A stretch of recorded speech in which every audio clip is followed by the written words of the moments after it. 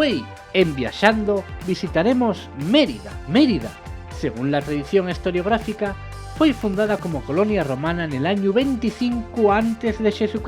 por orden del emperador Octavio Augusto para servir de retiro a los soldados veteranos eméritos de las legiones Quinta Laudae y Décima Gémina, dende el sonome romano de Mérita Augusta. La ciudad, una de las más importantes de toda Hispania, fue dotada con toles comodidades de una gran urbe romana, y el Teatro Romano de Mérida. El teatro sufrió de remodelaciones, la más importante mientras el siglo I después de Jesucristo, cuando levantó el frente escénico actual, y otra en domina de Constantín I, entre los años 333 y 337.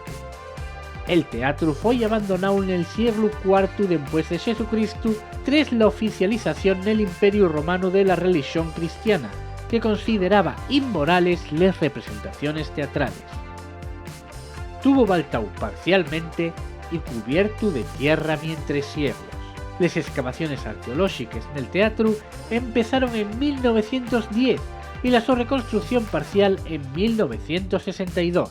Desde 1933 ayudó a la celebración del Festival Internacional de Teatro Clásico de Mérida.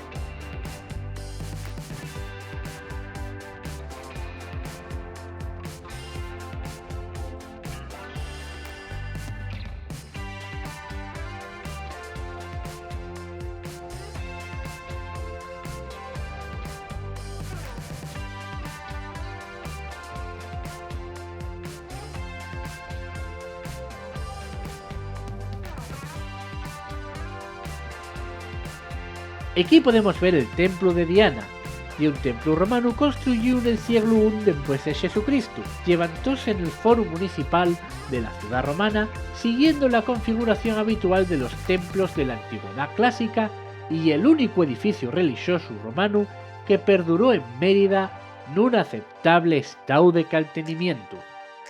Mérida tiene un importante patrimonio arqueológico, principalmente de la domina romana, mientras que la ciudad tuvo mayor rellumanza. La aparición de restos arqueológicos es constante y ainda queda en forma terrenal por excavar.